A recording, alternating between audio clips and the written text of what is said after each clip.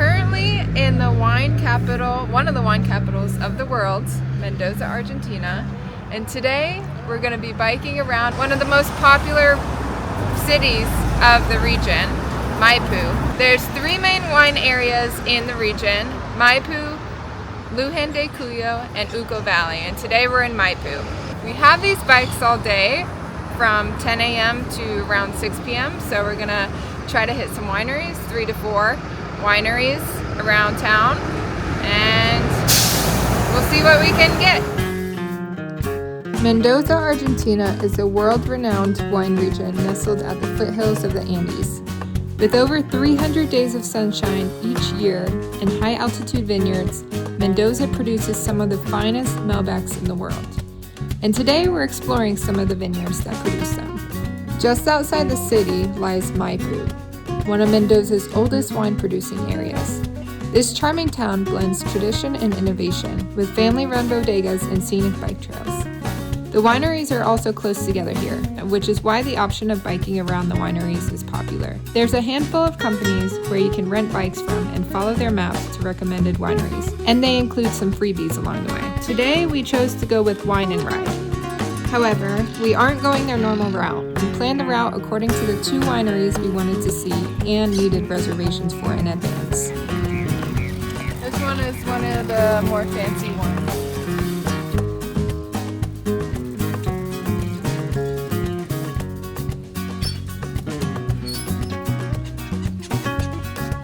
We have arrived at our first winery. Does the logo look familiar to you? It did to us. Our wine tasting at Trapiche was more than just delicious. It was an experience that captured the heart of Argentine winemaking. As one of the oldest and most renowned wineries in Mendoza, Trapiche has built a global reputation for crafting exceptional wines, and a winery we did not want to miss. The moment you arrive, the beauty of the property stands out. The historic stone buildings, surrounded by rows of vineyards and framed by the Andes Mountains, create a setting that feels both timeless and serene. It's a perfect blend of heritage and elegance. During our visit, we got to explore more than just the flavors. We learned about the winemaking process from grape to glass. What stood out the most, though, was how different types of fermentation tanks shape a final taste. Trapiche uses stainless steel tanks for clean, crisp profiles, concrete tanks for preserving natural texture, and oak barrels to add depth and complexity. Each of these methods brings something unique to the wine, and seeing how intentional every step is gave us a new appreciation for what's in the bottle. Tasting world-class wines in such a stunning place, with insight into the craft behind it all, made our visit to Trapiche truly unforgettable. We just finished the wine tasting and the tour at Trapiche, our first stop, and we had about 6 or 7 tastings of wine, so I'm kind of feeling it. We'll see how we feel at the end of the day, but we're going to have lunch right after this. Actually, we're gonna dilly-dally, lollygag in the olive trees for a second, and then we're going to head to lunch.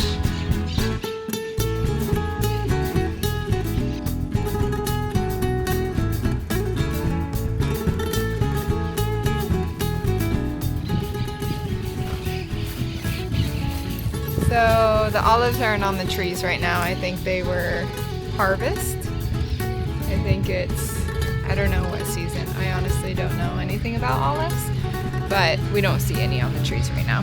But it's beautiful. It's a beautiful day to dilly-dally in some olive trees. Hold on. I found one. Or 2. Oh, a couple, actually. We got some here. Boop. We got 2 more there. We'll do some olive oil tasting, at least me. I will do some olive oil tasting. Jose doesn't like really olive oil. And vinegar tasting at our lunch spot. And I'm super excited for that.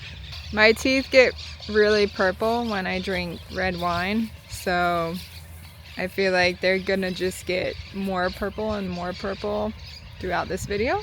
Just FYI. I just realized it's 1 o'clock, So we've been here for 2 hours. So we'll probably only get to see 3 wineries today, depending on how fast we bike. But we are heading now to lunch.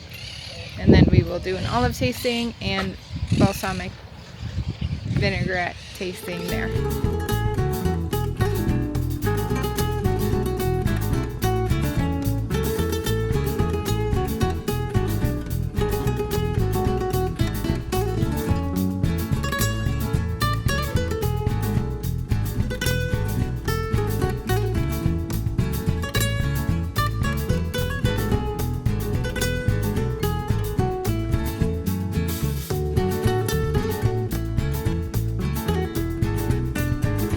We are on to our next destination. I feel like I'm going in slow motion now.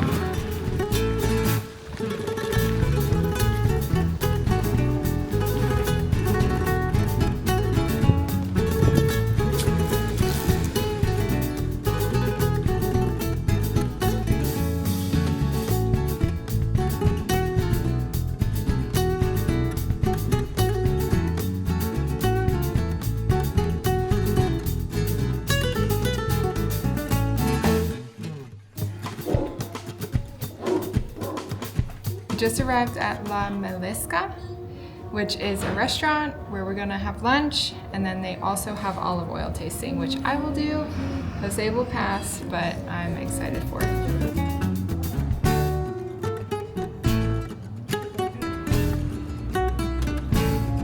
Ahí tienen acheto balsámico, aceite de oliva de la casa, y ese es un aceite de ajo. We're gonna try.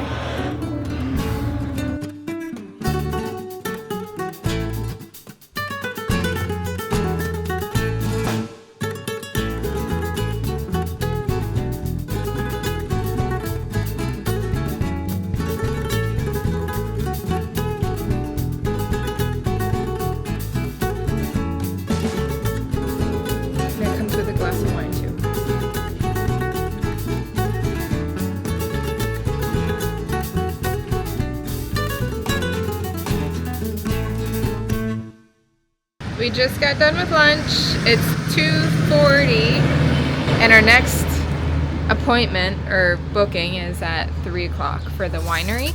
We didn't realize how long we were gonna take.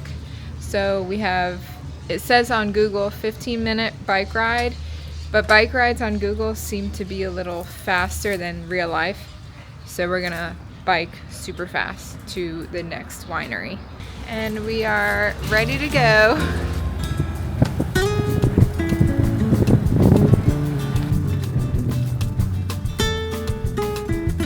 We have what looks to be a vineyard right next to us. I don't know how much time we have left, but I think we're making good time. I think Jose's bike is in a, even though we don't have gears, I think his is in a higher gear because it seems like he's pedaling faster, but kind of going slower.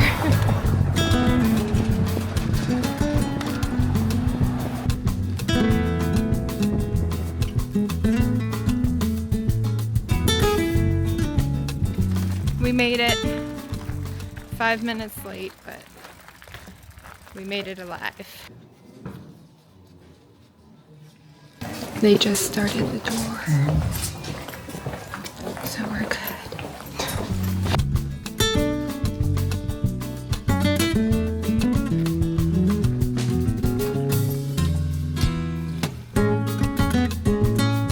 Our visit to, excuse my pronunciation, La Rural Winery was like stepping into roots of Argentina's wine history. Founded in the late 1800s by Felipe Rutini, the winery was a true pioneer in transforming local wine into what we now know as vino fino, fine wine. What began as a small operation became one of the most influential names in Argentine winemaking. Inside La Rural's on-site wine museum, we got a deeper look on how wine was made over a century ago. From the massive wooden presses to hand-forged tools, the collection is filled with original equipment used in every step of the process. It also highlighted how essential carpenters once were, building the oak barrels, vats, and tools that made production possible. What made the experience so special was not just the wine, but the story behind it. The Rutini family's legacy, their innovation, and their lasting impact on Mendoza's wine industry.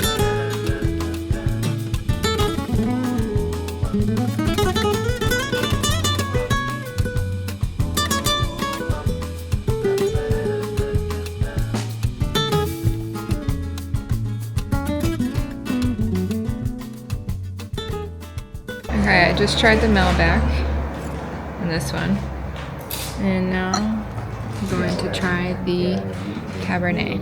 Try. I think it's pretty good. We just finished our second winery and now headed to the third. We are a little bit tired at this point.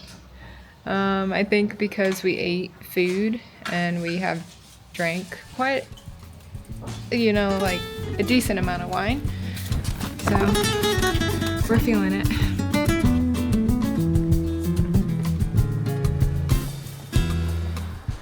We can go a little faster.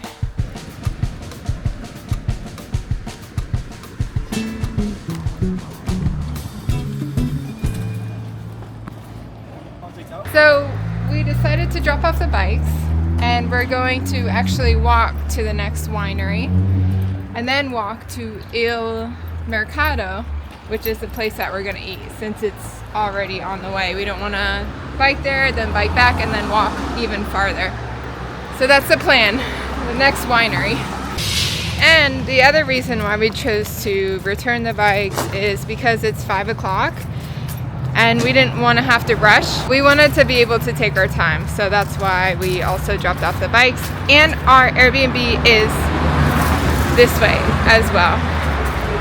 It's around a 7-minute walk to Wine and Bike.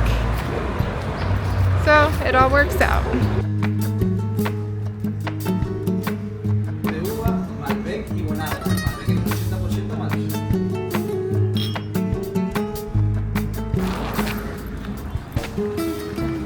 We are at Il Mercato now. We just tried the alfajor from this little kiosk here behind me, which is like a chocolate pastry thing, kind of like a cake, like a small chocolate cake. It was really good. And it was included, like a taste of it, or still have it in my mouth, was included with our bike tour. But this place, Il Mercato, is like a market. They have like a lot of different small shops around here. It seems like some might be closed, but we're gonna explore and see what there is. We found this restaurant that we're gonna have dinner at in Il Mercato, and we're gonna have beef picanha and some veggies and papas con huevo, which is French fries with scrambled eggs on top. Just kidding. It's gonna be just French fries. Buen provecho. Gracias. Wow.